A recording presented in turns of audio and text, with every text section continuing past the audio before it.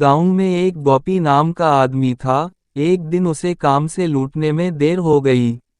बाहर बारिश हो रही थी, इस वजह से उसे कोई रिक्शा वाला भी नजर नहीं आया। अरे ये क्या, आज तो कोई रिक्शा वाला भी नहीं है, अब क्या करूं। एक काम करता हूँ, पटरी के किनारे किनारे चलता हूँ। गोपी पटरी पर चलने लगता है। वहां इसके अलावा कोई भी नहीं होता, वहां बहुत अंधेरा होता है। ए ऊपर वाले, यहाँ तो बहुत अंधेरा है, कहीं मैंने इस रास्ते से आकर कोई गलती तो नहीं कर दी। तभी पीछे से उसका कोई नाम लेता है। गोपी, गोपी। वो पीछे देखता है तो इसको कोई नजर नहीं आता। यहाँ तो कोई नजर नहीं आ रहा, ऊपर से मेरा नाम भी कोई पुकार रहा है, क्या करूं। अरे यहाँ तो कोई भी नहीं है, कहीं वो अफवाह सच तो नहीं। नहीं नहीं, ऐसा कुछ भी नहीं हो सकता। वो भागने लगता है और भागते भागते घर पहुंच जाता है। सीमा सीमा, जल्दी दरवाजा खोलो सीमा। जी जी, क्या हो गया है, आ रही हो। सीमा गोपी के लिए दरवाजा खोलती है और गोपी फौरन घर में दाखिल हो जाता है। सीमा गोपी से कहती है, क्या हो गया है, आप इतने परेशान क्यों हैं। मैं तुम्हें क्या बताऊं, आज मैं काम से आ रहा था तो बारिश होने के वजह से मुझे कोई भी रिक्शा नहीं मिल रहा था, तो मैं ट्रेन की पट्टियों पर आने लगा, तभी पीछे से आवाज आई और मेरा किसी ने नाम पुकारा। मैंने पीछे देखा लेकिन मुझे कोई भी नजर नहीं आया। आपने पीछे क्यों देखा, आपको पता है ना गांव वाले क्या कहते हैं कि उस जगह पर चुड़ैल है और वो ऐसे ही नाम लेती है। जो भी पीछे देखता है उसे वो घर से उठा कर ले जाती है। हाय, ये क्या बोल रही हो सीमा, मैंने तो पीछे मुड़कर देखा था, इसका मतलब वो चुड़ैल मेरे पीछे पीछे घर तक आ जाएगी, क्या होगा अब। तभी उनके घर का दरवाजा कोई जोर जोर से खटखटाने लगता है। मर गए, इतनी देर रात कौन आ गया, कहीं वो चुड़ैल तो नहीं आ गई। सीमा जाओ और जाकर दरवाजा खोलो। जैसे ही सीमा दरवाजा खोलती है तो उसे वहां पर कोई भी नजर नहीं आता। सीमा दरवाजा बंद करती है और वापस कमरे की तरफ जाने लगती है। तभी फिर से पीछे से दरवाजा जोर जोर से बजने लगता है। सीमा फिर से दरवाजा खोलती है, उसे सामने कुछ भी नजर नहीं आता। यहाँ तो कोई भी नजर नहीं आ रहा, लगता है कोई बच्चा शरारत कर रहा है। फिर सीमा दरवाजा बंद कर लेती है।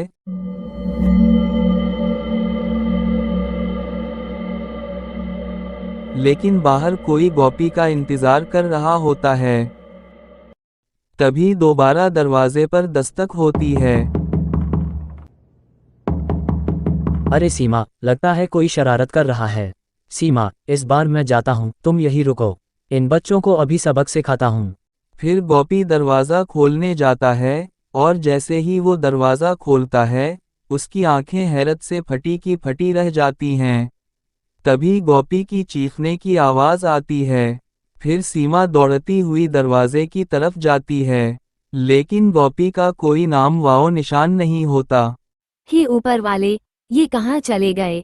इतने में एक गांव वाला सीमा के घर के पास दौड़ता हुआ आता है। अरे सीमा बहन, बहुत बड़ा अनर्थ हो गया।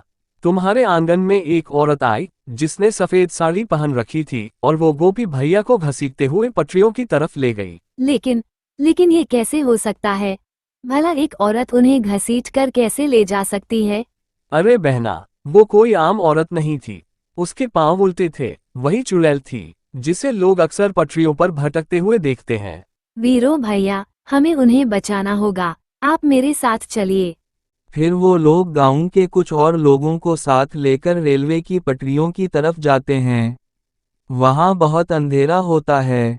अरे गोपी भैया, आप कहाँ हैं? गोपी भैया, क्या आप मेरी आवाज सुन सकते हैं? अरे भाइयों, मैं यहाँ हूँ, इधर देखो आगे की तरफ, मुझे बचाओ, कोई मेरी मदद करो। अरे ये तो गोपी भैया की आवाज है, ये तो सामने से आ रही है, चलो भाइयों। फिर वो लोग दौड़ते हुए गोपी की आवाज का पीछा करने लगते हैं और कुछ ही लम्हों में वहां पहुंच जाते हैं। वहां पहुंचकर उनकी आंखें हैरत से फटी की फटी रह जाती हैं। चुड़ैल ने गोपी को रेलवे की पटरियों के दरमियान गाड़ रखा होता है। गोपी का सर बाहर निकला होता है, जबकि बाकी जिस्म जमीन के अंदर दबा हुआ होता है। गोपी भैया, ये आपको किसने जमीन के अंदर गाड़ दिया? अरे भाई, मेरी मदद करो, उस चुड़ैल ने मेरी ये हालत कर दी है, वो यहीं आसपास ही है, जल्दी से मुझे बाहर निकालो, कहीं कोई ट्रेन आ गई तो मैं बच नहीं पाऊंगा। फिर कुछ गांव वाले गोपी का सर पकड़कर उसे बाहर खींचने की कोशिश करने लगते हैं। आय मम्मी, आय, अरे नास मट्टो, यह क्या कर रहे हो? मेरी गर्दन धड़ से अलग करना चाहते हो क्या? अरे भाइयों, जल्दी मुझे यहाँ से निकालो।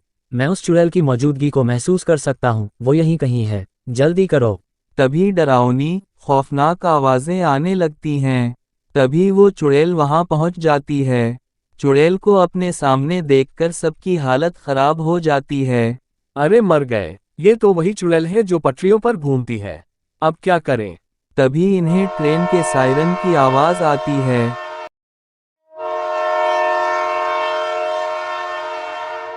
फिर जैसे ही गांव वाले गोपी को दोबारा निकालने की कोशिश करते हैं, चुड़ैल गौराने लगती है। भाइयों, मेरी मानो और फौरन यहाँ से निकल लो, नहीं तो ये किसी को जिंदा नहीं छोड़ेगी। अरे कमबख्त, मुझे यहाँ अकेला छोड़कर जाने की बात कर रहा है, मेरा क्या होगा? नहीं, नहीं, मैं उन्हें अकेला छोड़कर कहीं नहीं जाऊंगी। अरे मम्मी, ये तो ट्रेन की आवाज़ है भाई। अरे मर गया रे, अब मैं नहीं बचूंगा। अरे भागो रे, ये चुड़ैल अब हमें नहीं छोड़ेगी, भागो। फिर सब गांव वाले पटरी से दूर भाग जाते हैं। ट्रेन की आवाज भी तेज हो जाती है। सीमा दूर से आती हुई ट्रेन को देख लेती है। चुड़ैल कहती है, अब तुझे कोई नहीं बचा सकता। मैं तुझे मार कर तेरी आत्मा पर कब्जा करके और ताकतवर बन जाऊंगी। अब कोई फायदा नहीं है, सीमा ट्रेन नज़दीक आ गई है, अब मैं नहीं बचूंगा, तुम यहाँ से चली जाओ। अगर मरना ही है तो साथ ही मरेंगे।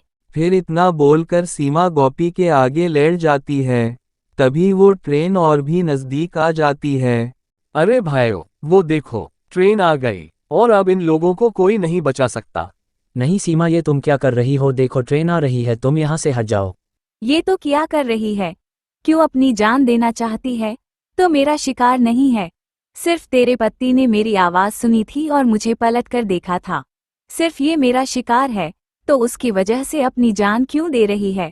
चुड़ैल जी, ये मेरे पति हैं, मैं इनके बिना नहीं जीना चाहती। लेकिन सीमा का प्यार देखकर चुड़ैल का दिल पिघलने लगता है। इसे भी अपना घर गृहस्थी वाला पुरानी जिंदगी याद आ जाता है। तभी चुड़ैल अपने जादू से इस ट्रेन को रोक देती है। अरे वाह वाह सीमा, देखो ट्रेन रुक गई है। तभी चुड़ैल बोलती है, मैं तुम दोनों को नहीं मारूंगी। इस झाड़ियों में मेरी लाश पड़ी होगी, इसे उठाकर दफन कर दो, इससे मेरी आत्मा को मुक्ति मिल जाएगी। तो गांव वाले ऐसा ही करते हैं और इसकी लाश को दफन कर देते हैं। इससे वो चुड़ैल वहां से चली जाती है।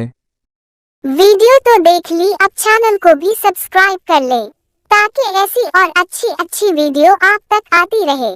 और कमेंट करके जरूर बताएं कि आपको ये स्टोरी कैसी लगी। शुक्रिया।